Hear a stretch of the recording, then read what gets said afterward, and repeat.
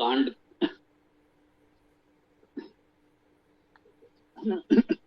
अथर्ववेद कांड 11 सूक्त 3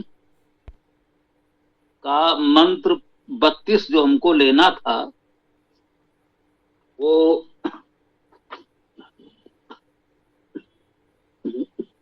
ओम ततश्चैनम अन्येन शेषणा प्राशीर्येण चैतम पूर्वऋषिया प्रासनन। ये अभी ठीक बताया। बहुत से मंत्रों में लगभग यही स्वरूप है, बहुत थोड़ा थोड़ा अंतर है, तो ध्यान देना होगा। ओम ततश्चैनम अन्येन शेषणा प्राशीर्येण चैतम पूर्वऋषिया प्रासनन ज्येष्ठतस्ते प्रजा मरिष्यतीति एनम आ तंत्वा अहम नारवांचम न परांचम न प्रत्यजम बृहस्पतिना शीर्षणा तेनैनम प्राशिसम तेन एनम अजीगमम तेन एनम अजीगमम ये सुबा ओदना सर्वांगा सर्वपरु सर्वतनु सर्वांगा एव सर्वपरु सर्वतनु संभवत या एवं वेद। ये बहुत से मंत्र हैं और अंत में सब में आ गया है या एवं वेद, जो इस प्रकार जानता है। इस मंत्र में या इन सभी मंत्रों में जिसकी विशेष रूप से चर्चा की गई है, बहुत से मंत्र हैं, इसमें मंत्र का अधिकांश भाग लगभग एक समान है, कुछ ही पदों में अंतर हो रहा है। सब में आ रहा है या एवं वेद, जो इस प्रकार जानता है।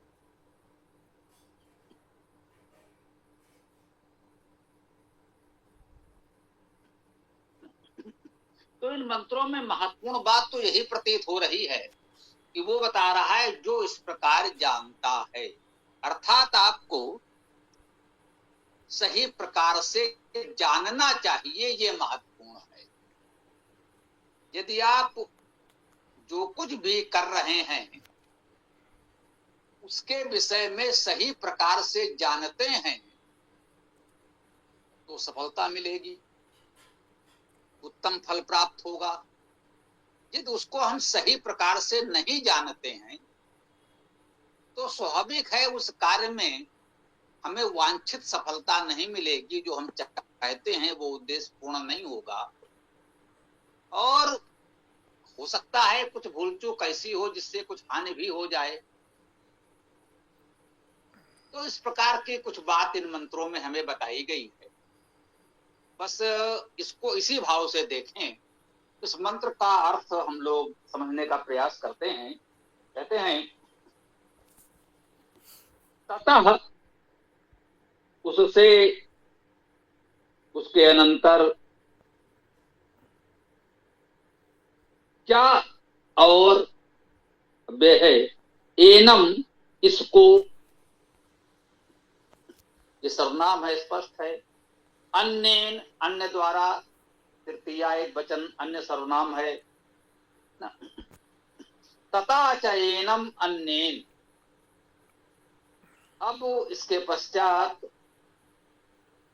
क्या, और एनम, इसको, अन्येन, अन्य द्वारा, अन्य के साथ, शीर्षणा, शीर्ष द्वारा, अन्येन शीर्षणा अर्थात अन्य शीर्ष द्वारा। संस्कृत भाषा में विभक्तियां सभी पदों में होती हैं, और हमारी वर्तमान भाषा में विभक्तियां अंत में एक पद में आती हैं, शेष में मान ली जाती है। संस्कृत में भी ऐसा होता था, वो एक प्रकार से संधि समास के द्वारा चलते थे और अंत में विभक्ति लगा देते थे। तो हमारी वर्तमान भाषा खड़ी बोली में समास तो नहीं होता, सब पद अलग अलग लिखे जाते हैं, परंतु वो बोलने का अभ्यास ऐसा हो गया कि अंत में एक बार विभक्ति आ जाए तो सब में मान ली जाए। यहां कह रहे हैं अन्येन शीर्षणा, अन्य शीर्ष द्वारा,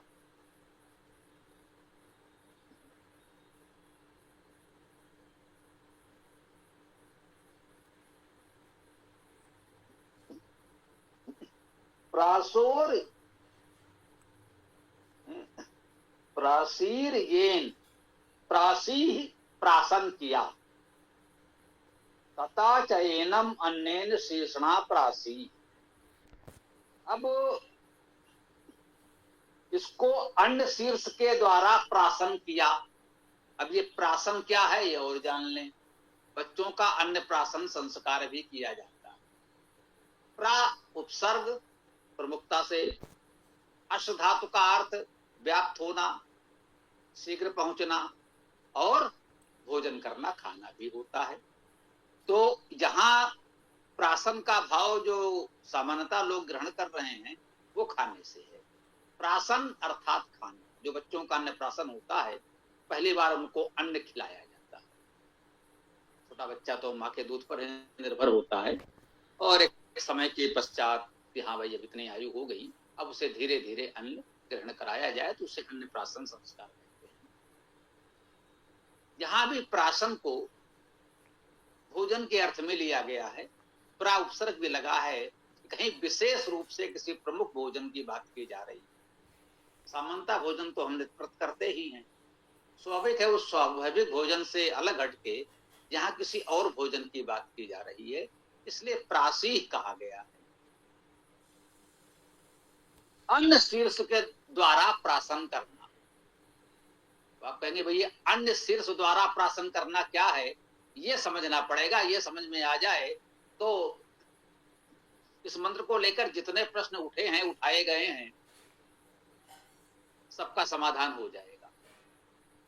भाई ईश्वर ने हमको एक ही मुख दिया है, उसी से हम जो भी भोजन ग्रहण करते हैं।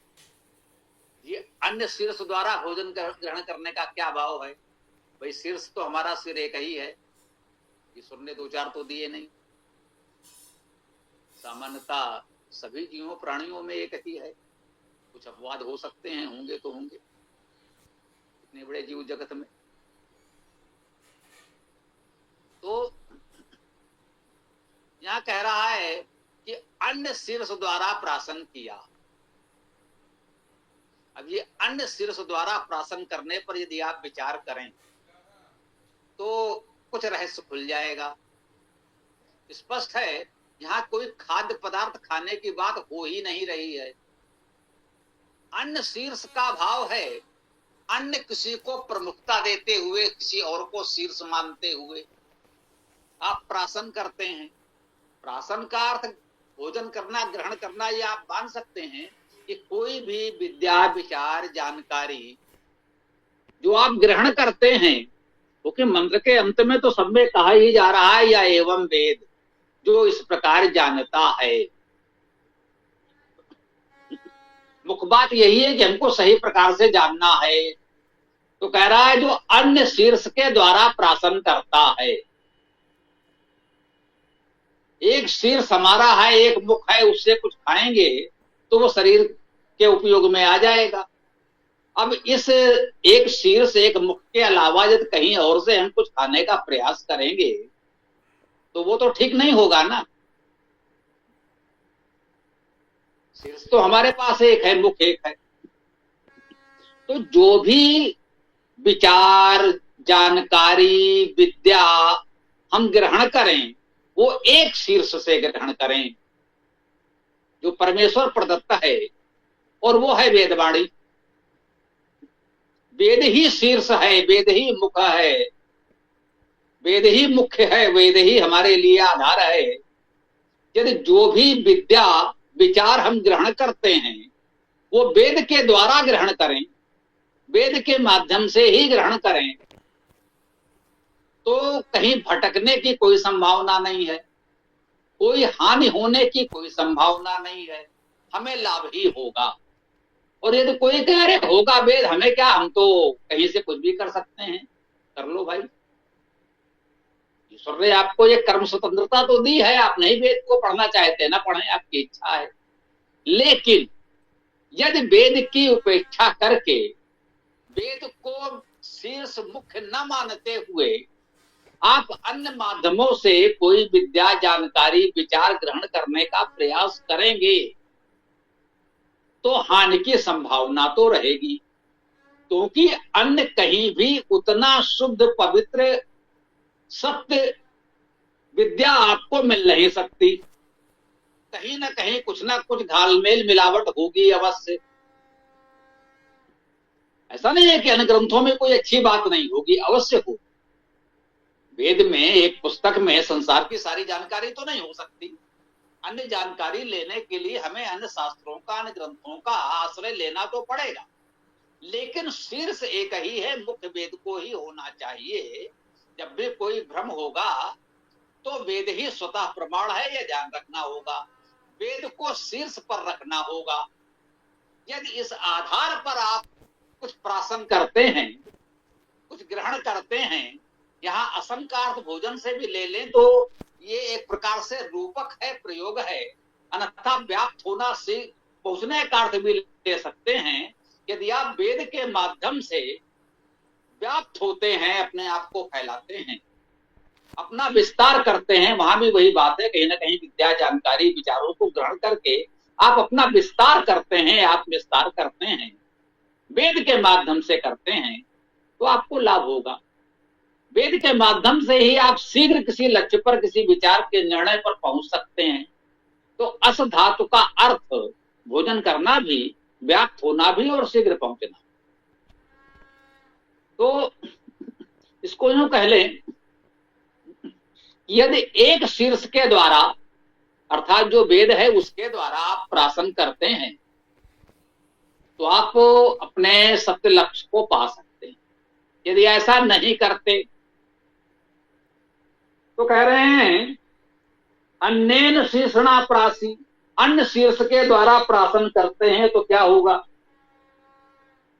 येन जिसके द्वारा चैतम च एतम, चा और एतम, यह इसको पूर्व ऋषिया प्रासनन, येन चा एतम पूर्व ऋषिया प्रासनन, और जिस इसके द्वारा पूर्व ऋषिया, पूर्व ऋषियों ने प्रासनन, प्राशन किया है। ठीक, पूर्व ऋषियों ने जिसके द्वारा प्राशन किया है वो तो ठीक है। यदि उसके अतिरिक्त किसी अन्य शीर्ष से आप करना चाहें, कल कहीं कोई बाबा जी आ जाते हैं, गुरु जी आ जाते हैं, वो कहीं कुछ भी अपने आप को या किसी को कोई अवतार, पैगंबर, नबी घोषित कर देता है और अपनी बात को ईश्वरी वाणी घोषित कर देता है, तो भाई यदि आप उन मार्गों को अपनाएंगे तो भटकेंगे ही। जो पूर्व ऋषि हमारे एकमात्र वेद मार्ग पर चलते आए हैं, यदि उसे आप अपनाएंगे, उसके माध्यम से प्राशन करेंगे तो आपका हित है। और यदि उस मार्ग को छोड़ देंगे, है ना, येनम चैतम पूर्व ऋषिया प्राशनन, और पूर्व ऋषियों ने जिसके द्वारा इसका प्राशन किया है उसके द्वारा करें, उसके द्वारा न करके आप अन्य शीर्ष से प्राशन करते हैं तो क्या होगा? ज्येष्ठता ते, ज्येष्ठता, ज्येष्ठ अर्थात बड़ा, तह प्रत्यय है जो विभक्त के रूप में प्रयुक्त होता है। अतः, ततः, सर्वतः में जो तह है ये वही है तह। ज्येष्ठता अर्थात ज्येष्ठ से, पंचम्याम तहसील समझौता सूत्र है पढ़ने का, पंचमी के अर्थ में ये तह लगता है।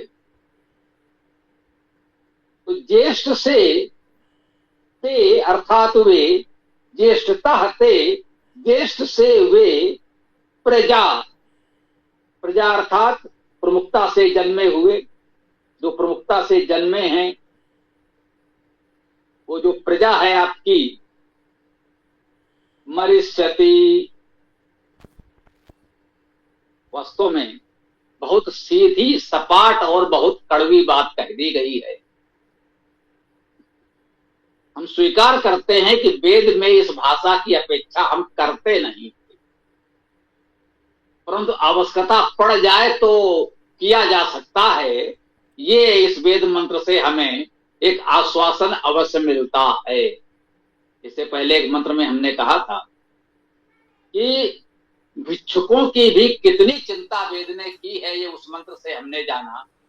आज इस मंत्र से ये पता चल रहा है कि कभी कभी सीधी सपाट कड़वी भाषा भी बोलनी पड़ती है।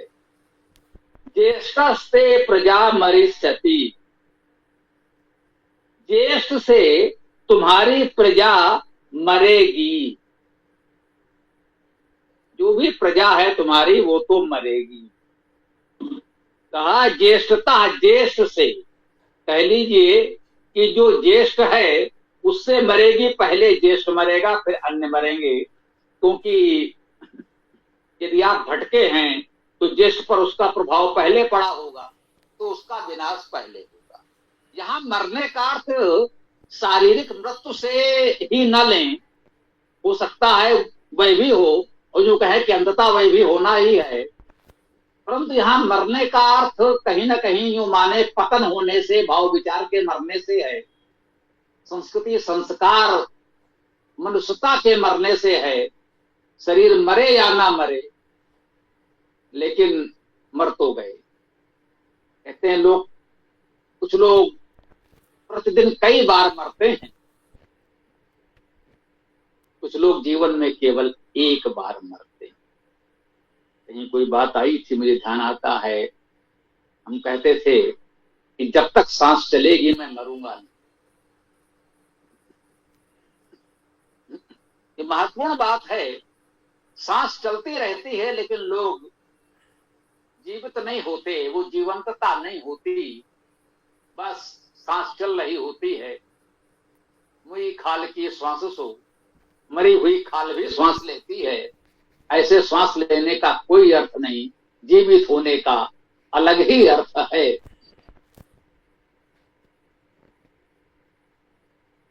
तो ये कह रहे हैं ज्येष्ठा ते प्रजा मरिष्यति, ज्येष्ठ से तुम्हारी प्रजा मरेगी। इति एनम आ, ऐसा इसको कहा। ये भी कह दे रहे हैं, यदि इसके पहले के सभी मंत्र पढ़े जाएं तो हो सकता है कोई संदर्भ मिले। वो कह रहे हैं ज्येष्ठस्ते प्रजा मरिष्यति इति एनम आ, ज्येष्ठ से तुम्हारी प्रजा मरेगी, ऐसा इसको कहा। अब कुछ ऐसा कोई कर रहा होगा जो ऋषियों के मार्ग को छोड़कर अन्य मार्ग से प्राशन कर रहा होगा।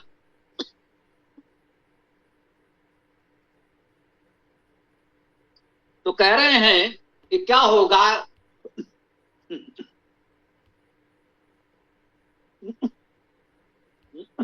जिससे तुम्हारी प्रजा मरेगी, ऐसा इसको कहा है। तम वा अहम, अथवा उसको अहम मैं, न अर्वांचम, न नहीं अर्वांचम पहले या आगे, न परांचम न पराए पीछे से, न प्रत्यंचम न तिरछे से, है ना।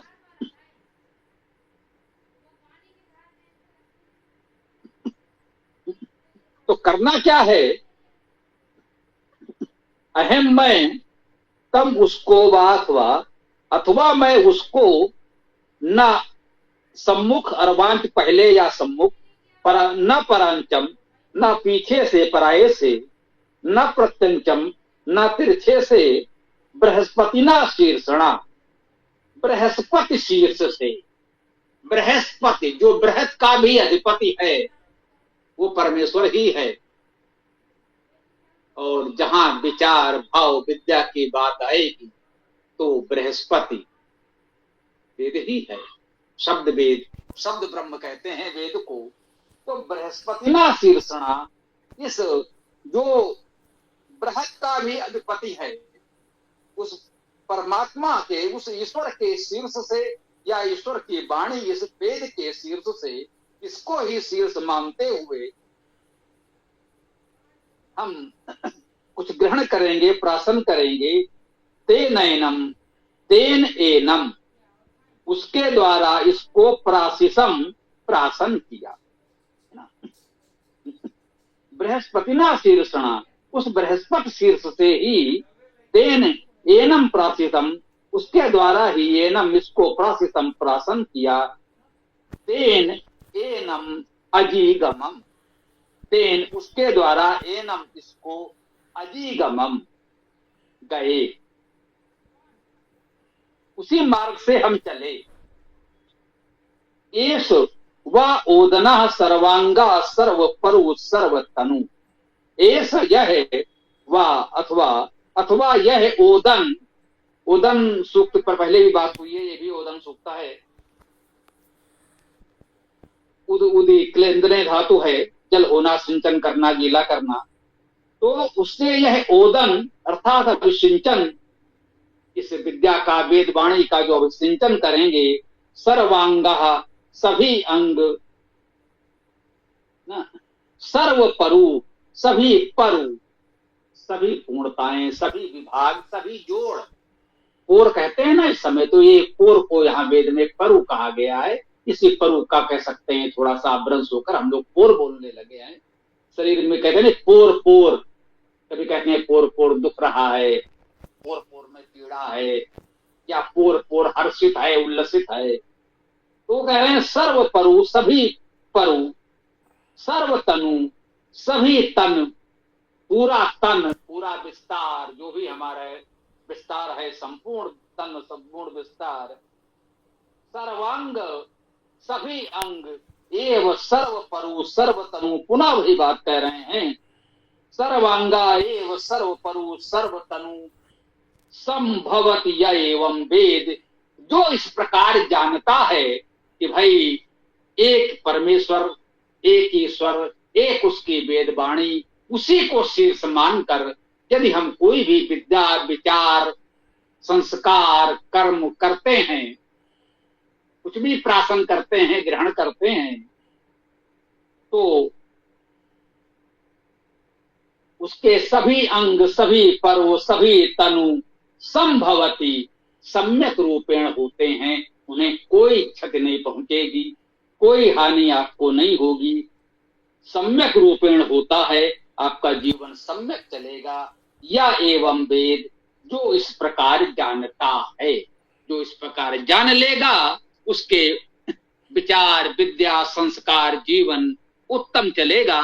जो इसको ठीक से नहीं जाने समझेगा तो वो भटकेगा और हानि हो सकती है।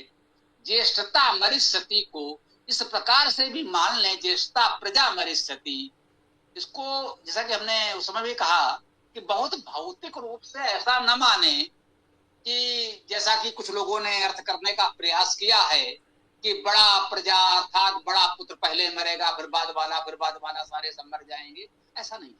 ज्येष्ठता प्रजा मरिष्यति, जो कुछ भी आपने उत्पन्न किया है, प्रजा जो प्रमुखता से जन्मे हैं, जो भी आपने सृजन किया है, धनोपार्जन किया है, विद्या का अर्जन किया है, यश कीर्ति का अर्जन किया है, वो बड़े से आरंभ करके क्रमशः धीरे धीरे सबका क्षरण हो जाएगा, सबका मरण हो जाएगा, धीरे धीरे वो सब कुछ नष्ट हो जाएगा। ये कहा जा रहा है यदि आप एक मुख्य मार्ग को, वेद मार्ग को छोड़ते हैं, जो वैदिक ऋषियों का बताया हुआ मार्ग है उसे छोड़ते हैं, तो हानि होने की संभावना तो रहेगी ही। और या एवं वेद, जो इस प्रकार जानता है, इस वेद विद्या को सही तरीके से समझ लेता है, उसका अंग अंग पोर पोर सम्यक हो जाता है, फिर वहां कोई समस्या, कोई संकट नहीं होता है। ऐसा इस मंत्र में हमें बताया जा रहा है। तो अब आप लोग अपनी बात रख सकते हैं।